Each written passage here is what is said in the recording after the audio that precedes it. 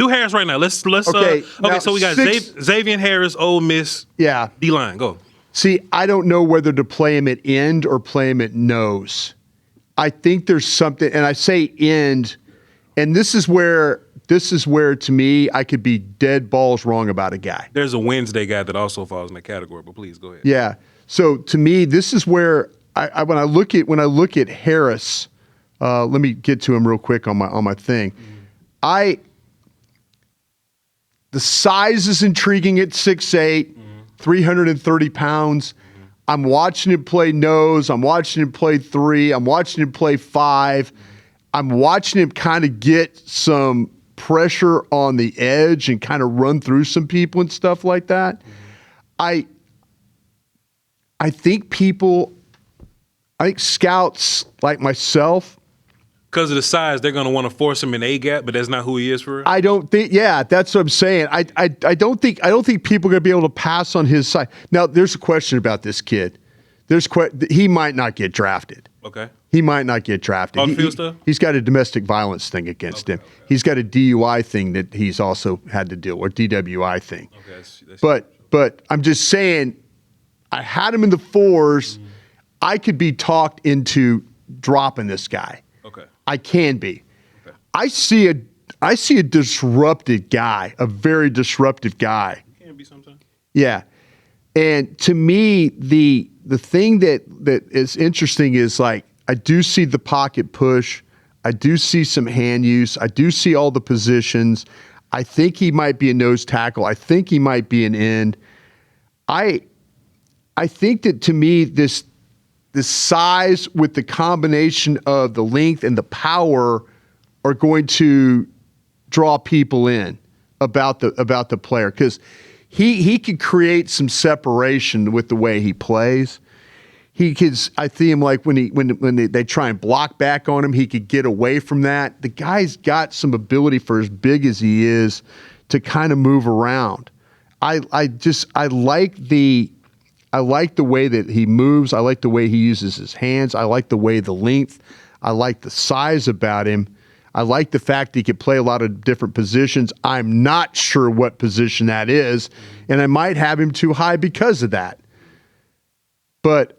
And we also, like I said, the domestic violence thing might just kick him to the curb. Yeah. So those are all things. I did put him in the 4. I could be talked in or out of this guy, but I wanted to make sure I put him in a spot where you and I would talk about him. You got him in the extras because you don't think he can move well, I'm sure. Off the field issues aside. Okay. We just talking about him on the field right now. Yeah. I grade defensive tackles. I'm very strict on tackles, by the way. Yeah. If it's 2 positions I'm incredibly strict on, it's O-line and D-line. Because I feel like you just can't come into the league and be big and strong. Yeah. You feel me? Yeah. Bryan, I don't think he know how to play football just yet. He got all the measurables you want, though. Right.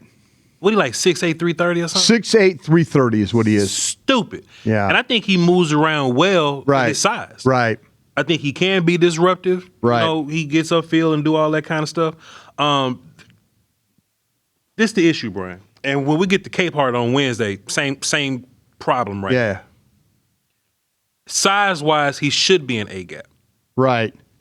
For how he's built and going to play, I don't think he's going to be taking doubles well because he's so high. He's tall. He's so tall. Yeah. And he don't have natural knee bend neither. So a lot of the times he's coming out of his stance, he's just up.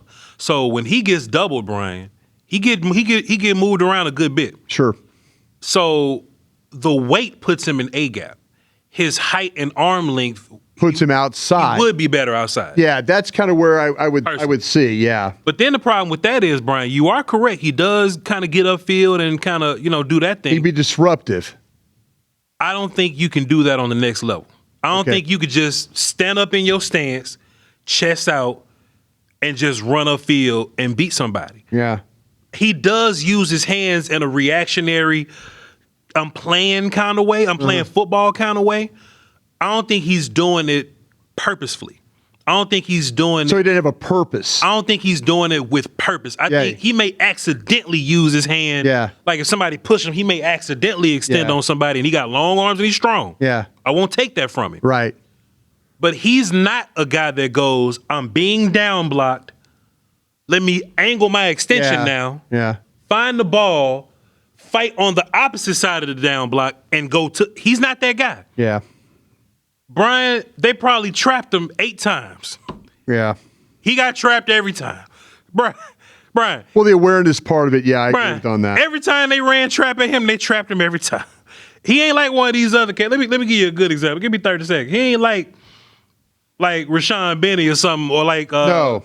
or like our guy Chris McClellan from Missouri. Okay, well, what about if say you were to play him at the 1 or play him at the nose? Okay. Cordelone from Cincinnati. Yes, sir. Jackson, Florida State. Yes, sir. Orange. I think they all play one tech better than him. Okay. And it could because of the height. Yeah. A big part about one We tech, talked about Regis. we talked about Regis is great at this thing Yeah. because he gets low Yeah. and he stops those dudes from moving them. Right. So if K-Par is going to be I said K-Par, he's Wednesday. If Harris. Harris, Yeah. Zxavian Harris, Ole Miss. Yeah. If Harris is going to be a gap guy and he gets doubled, the first thing that you learn is make a pile, Right. create a disruption, take a knee, Yeah. get low. He goes backwards because he's tall. Yeah. So he has to be a pass rushy kind of guy. Yeah. You know what I'm saying? And I don't think he has all the athleticism and all the tools to be pass rush guy. So now I need a coach to come in here and fix him. Right. I don't be dealing with guys that got to be fixed like that, Bryan. You know Sure. what I mean? On that level. So even if I put him at defensive end, he's comparable to like Sapp or something from Florida. Sure. You know what I mean? Sure. So just based on him not knowing how to play football for real, Bryan, See, this is where that's the scout in me that super raw. yeah, Super raw. that's kind of where I'm thinking about. But I came into this, I was watching him play, and I'm thinking 4th round for me was always about measurables and traits. Sure. And that's when all of a sudden I reverted back to the way you describe the player is absolutely right. Yeah. The things I saw is some of the movement, the size, things like that.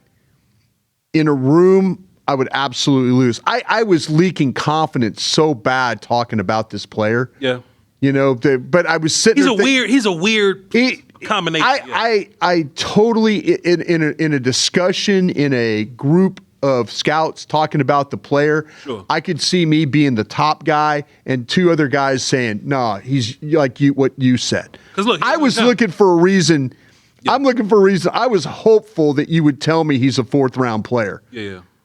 But the way you were describing him, and I always say, hey, trust your eyes. Mm-hmm. I see this player, the way he moves and the size. He can be great, yeah. And I see all that. And that's always been kind of a 4th round guy to me. Yeah.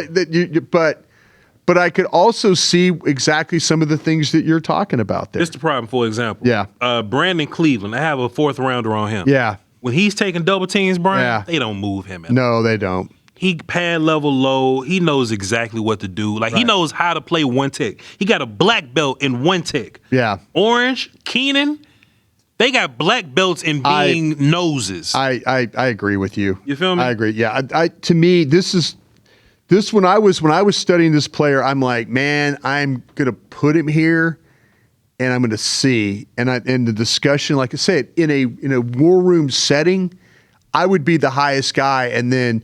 But I didn't have the confidence in the player. I had the confidence in the size and the strength. I didn't have the confidence in the other parts of it. And I think he's probably closer to where you have him in the board than where I went, where I had him in the 4th round. Yeah, but if he's trouble guy, he ain't gonna make it. Yeah, that's what I'm saying. You're dealing with the domestic violence, and you're dealing with also some alcohol stuff. So Yeah.